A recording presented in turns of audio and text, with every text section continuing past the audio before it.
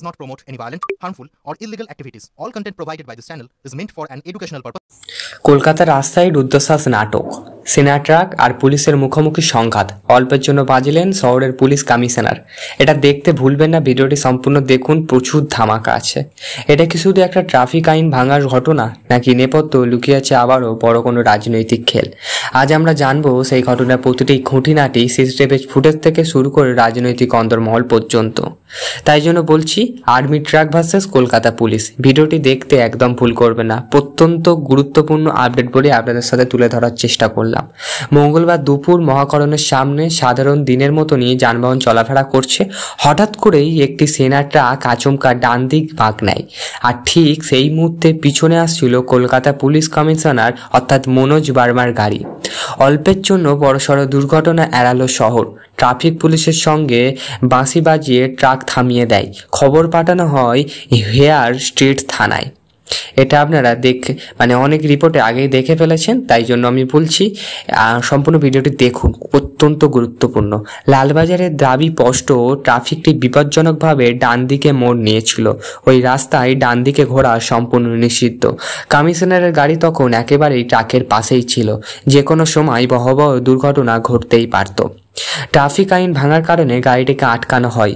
পরে hair street থানায় গিয়ে মামলা রুজু করা হয় পুলিশ। কিন্তু সেনাপক্ষ বলছে অন্য কথা। সেনা জওয়ানের বক্তব্য, সিগন্যাল খোলা থাকায় তারা বাঁক নিয়েছিল, গাড়ির গতি একেবারেই বেশি ছিল না। পিছনে কমিশনারের গাড়ি রয়েছে তা তারা জানতেন না, এটা বলছেন পুলিশ আধিকারিকরা। এরপরেই বিতর্ক আরও বাড়ল কলকাতা পুলিশের প্রকাশিত সিসিটিভি ফুটেজে। সেখানে দেখা যায় সেনা ট্রাক হঠাৎ ডান দিকে ঘুরে যাচ্ছে, সিপির গাড়ি সংঘর্ষ এড়াতে তড়িঘড়ি সরে যাচ্ছে। পাশাপাশি পুলিশের তরফে প্রকাশ করা হয় রাস্তার সাইনবোর্ড, যেখানে স্পষ্ট লেখা আছে নো রাইট টার্ন, এটা লেখা ছিল সিসিটিভি ফুটেজে তিনি দেখান। কিন্তু কেন এই ঘটনার পর এত হইচই? উত্তরে লুকিয়ে রয়েছে আগের দিনের ঘটনা। ধর্মতলায় গান্ধী মূর্তি প্রতিপদে দেশে তৈরি হয়েছিল তৃণমূল কংগ্রেসের প্রতিবাদ মঞ্চ।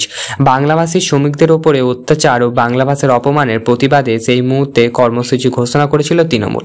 এই ভিডিওটা আমি ছেড়েছি, তোমরা কেউ না দেখে থাকলে অবশ্যই গিয়ে দেখে নেওয়ার চেষ্টা করবে। সেখানে আমি বিস্তারিত ব্যাখ্যা করেছি কি কারণে, কাদের সাথে, মমতা বন্দ্যোপাধ্যায়ের সাথে আর্মিদের কেন কথাবার্তা হয়েছিল, কি কারণে তাদের প্যান্ডেল ভেঙেছিল, নানান রকম বক্তব্য আমি দিয়েছি, সেখানে গিয়ে দেখে আসুন। কিন্তু হঠাৎ সেনা এসে এই মঞ্চ ভেঙে দেয়। সেনার দাবি অনুমতি 2 দিনের জন্য ছিল, কিন্তু মঞ্চ 1 মাস ধরে দখল করে রাখা হয়েছিল। বারবার জানানো সত্ত্বেও মঞ্চ খোলা হয়নি, তাই প্রশাসনের তরফে ব্যবস্থা নেওয়া হয়েছে। তাই জন্য খুলে নিয়েছে, আগের ভিডিওতে দেখানো হয়েছে, সেটা গিয়ে দেখে আসুন। এবার মমতা বন্দ্যোপাধ্যায় প্রতিক্রিয়া করছেন সেই ঘটনার পর। সরাসরি ফ্রন্ট ফুটে আসেন মুখ্যমন্ত্রী মমতা বন্দ্যোপাধ্যায়। তাঁর বক্তব্য, আমার আর্মির বিরুদ্ধে কোনো ক্ষোভ নেই, আমরা সেনাকে নিয়ে গর্বিত, কিন্তু বিজেপি সেনাকে রাজনৈতিকভাবে ব্যবহার করছে। এবারে কি আমাদের এইটা দেখার পালা? মুখ্যমন্ত্রী পুলিশকে দিয়ে ঘাঁটাবে, বিজেপি সেনাকে দিয়ে ঘাঁটাবে, এইসব কি আমাদের দেখতে হবে বলে আমরা ভারতবর্ষে এসেছি?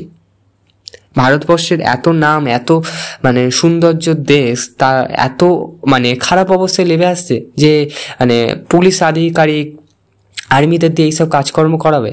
যদিও তারা মন থেকে করাচ্ছে কিনা আমাদের সেটা জানা নেই, সেটা স্পষ্ট কোনো প্রমাণ পাচ্ছে না কেউ, তাই জন্য দোষারোপ দেওয়া উচিত নয়। তার সত্ত্বেও বলছি এরম উচিত নয়, একটা প্রশ্ন মনে থেকেই যাচ্ছে।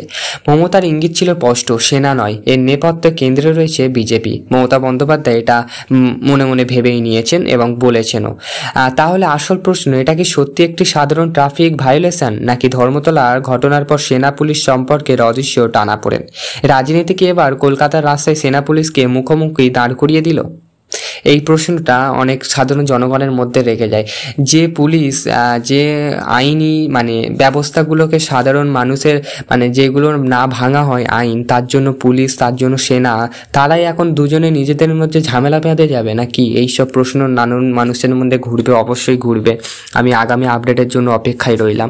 যাই হোক, এদিকে সেনা দেশের সীমান্তের রক্ষক, অন্যদিকে পুলিশ শহরের আইন শৃঙ্খলার দায়িত্ব, যেটা আমি এক্ষুনি বলতে চাচ্ছিলাম। কিন্তু যখন এদের মাঝখানে ঢুকে পড়ে রাজনীতি, তখনই সত্যি আর মিথ্যে সীমারেখা ঝাপসা হয়ে যায়। কলকাতা সেই সেনা ট্রাক আটকানোর ঘটনা তাই শুধু একটি দুর্ঘটনা নয়, বরং একটি গভীর রাজনৈতিক বার্তা। আপনার মতে এটা কি নিছকই কাকতালীয়, নাকি এর পিছনে রয়েছে বড় কোনো খেলা? আপনার মত লিখতে ভুলবেন না। আমি দেখতে পাচ্ছি আজকাল ফোনেতে, মিডিয়াতে একের পর এক চ্যানেল যে যার মতন দোষারোপ করছে। কে বলছে বিজেপির দোষ, কে বলছে তৃণমূলের দোষ। এইগুলো করা একদমই উচিত নয়। আপনারা বাস্তবসম্মত উদাহরণ দিন এবং সঠিক তথ্য না জোগাড় করে কেউ কাউকে দোষারোপ করার চেষ্টা করবেন না। প্রমাণ নিন, প্রমাণ জোগাড় করুন, তারপর একে অপরকে দোষারোপ করুন। একদমই উইদাউট প্রমাণ কাউকে দোষারোপ করা উচিত নয় আমার বলে মনে হয়। যাই হোক, আমি ভিডিওটা একটা এডুকেশনাল পারপাস তৈরি করলাম। আপনাদের কেমন লেগেছে প্লিজ বলো, অবশ্যই শেয়ার করো আগের ভিডিওটার মতন। অত্যন্ত গুরুত্বপূর্ণ ভিডিও, আগের ভিডিও আমি ছেড়েছি, কেউ না দেখে থাকলে প্লিজ দেখে আসো। ভালো থাকবেন, সুস্থ থাকবেন।